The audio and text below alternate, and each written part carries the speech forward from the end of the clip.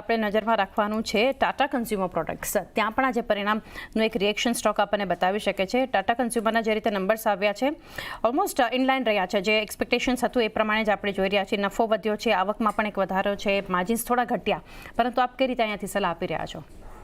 એક upward moving trend line હતી જેનું બ્રેકડાઉન આપણને કાલના દિવસમાં કન્ફર્મ થતું જોવા મળ્યું. સાથે સાથે 200 દિવસની જે એક્સપોનેન્શિયલ મૂવિંગ એવરેજ હતી એની નીચે આપણને કાલના દિવસનું ક્લોઝિંગ આવતું જોવા મળ્યું છે.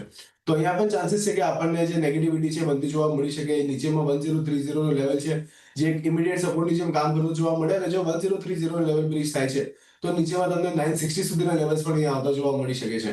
ઉપરની સાઈડ વાત કરીએ તો 1090 એક ઇમિડિયેટ હેન્ડલની જેમ કામ કરતું જોવા મળી શકે, જ્યાં 20 દિવસ અને 50 દિવસ બંને એક્સપોનેન્શિયલ મૂવિંગ એવરેજ પ્લેસ છે. અને પ્રીવિયસલી પણ આ લેવલને રિસ્પેક્ટ આપતું જોવા મળ્યું હતું, તો કદાચ આપણને જે સેલિંગ પ્રેશર છે 1090 ની આસપાસ કે 1100 ની આસપાસના લેવલ્સ પાસેથી રિજેક્શન આવતું જોવા મળે. નીચેની સાઈડ પર જે રીતે મેં કીધું 960 સુધીના લેવલ્સ આપણને ઓપન થતા જોવા મળી શકે છે જો 1020 ના લેવલને બ્રીચ કરે છે. તો અહીંયાથી ટાટા કન્ઝ્યુમર માટે પણ તમને એક નેગેટિવ આઉટલુક રાખવાની સલાહ રહેશે.